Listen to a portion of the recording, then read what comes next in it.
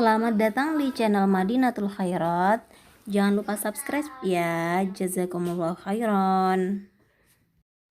Bismillahirrahmanirrahim. Assalamualaikum warahmatullahi wabarakatuh. Apa kabar anak-anak semuanya?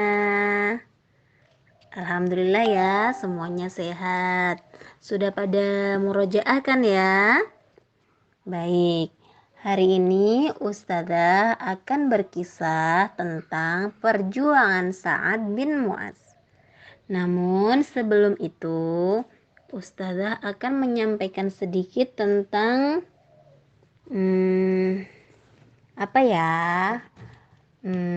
tentang di mana Allah Subhanahu wa taala tinggal. Pasti kan kalian bertanya-tanya? Baik. Di sini Ustazah akan membahas sedikit ya. Di mana Allah Subhanahu wa taala tinggal? Dalam Al-Qur'an difirmankan oleh Allah Subhanahu wa taala berada di Arasy. Apa itu Arasy? Arasy itu diartikan sebagai singgasana kekuasaan. Arasy juga merupakan makhluk Allah Subhanahu wa taala yang tertinggi. Rasulullah Shallallahu alaihi wasallam bersabda bahwa Firdaus adalah surga yang paling tengah dan paling tinggi. Di atasnya terdapat Arasy yang Sang Maha Pengasih.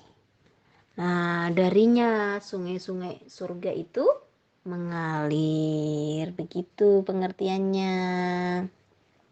Nah, di sini ada kesepakatan ulama mazhab. Para ulama mazhab yang terkenal bersepakat bahwa Allah Subhanahu wa taala ada di Arasy-Nya. Lalu Imam Syafi'i berkata, sesungguhnya Allah itu berada di atas Arasy-Nya yang berada di atas langitnya. Coba kita bayangkan, langit itu masih ada Arasy. Tentu sangat sulit ya membayangkan. Walaupun begitu, Allah Subhanahu wa taala pun dekat dengan makhluknya sesuai yang Dia kehendaki. Kemudian Imam Ahmad bin Hambal juga berkata, Allah Subhanahu wa taala berada di Arasy-Nya, di atas Arasy-Nya setiap tempat, tidaklah lepas dari ilmunya. Ini beda lagi ya. Lalu pendapatnya Imam Malik, Allah Subhanahu wa taala berada di atas langit.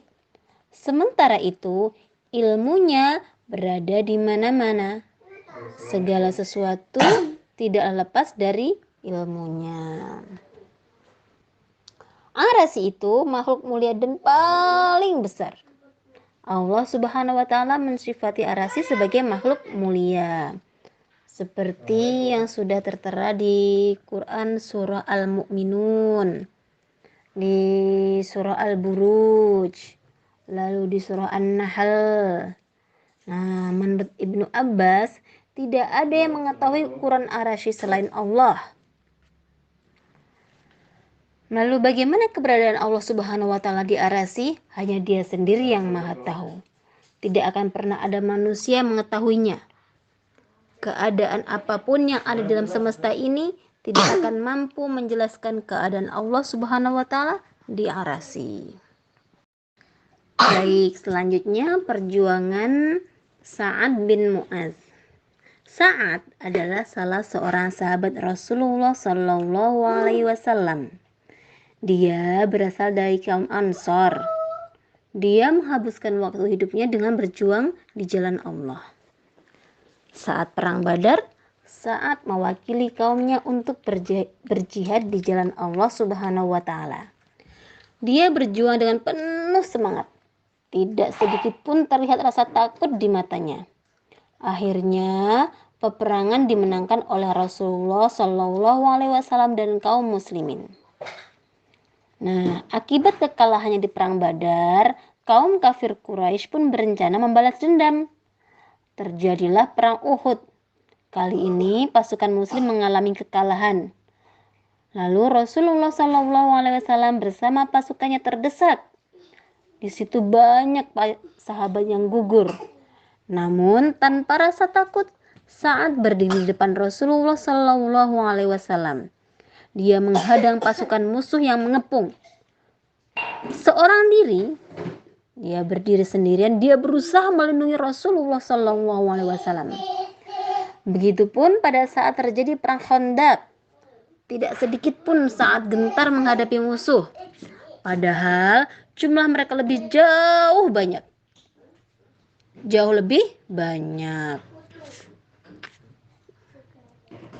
Pada saat menjelang ajalnya, Rasulullah Shallallahu Alaihi Wasallam memandang wajah Sa'ad. Kebahagiaan bagimu wahai Abu Amr, kata Rasulullah. Tidak lama kemudian, Sa'ad pun wafat. Orang-orang berduka cita.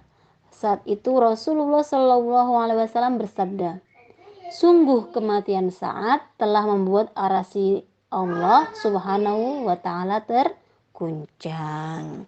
Nah, di sini ada komik, ada percakapannya Ayu dengan abinya atau ayahnya. Ah, segarnya pagi ini. Ayu, sudah baca doa belum? Doa bangun tidur. Sudah dong ya. Bukan, maksud ayah doa pagi dan petang. Adanya pagi dan petang kan karena adanya Allah juga. Tapi Ayu tidak hafal ya. Lalu ayahnya pun mengajari Ayu doa pagi dan petang. Siapa yang membacanya akan dijauhkan dari api neraka. Nah, anak-anak sudah bisa belum zikir pagi dan petang? Kalau zikir pagi itu seperti yang kita lakukan di markas itu loh sebelum Asmaul Husna. Nanti sedikit-sedikit dihafalkan ya. Terima kasih semuanya. Wassalamualaikum warahmatullahi wabarakatuh.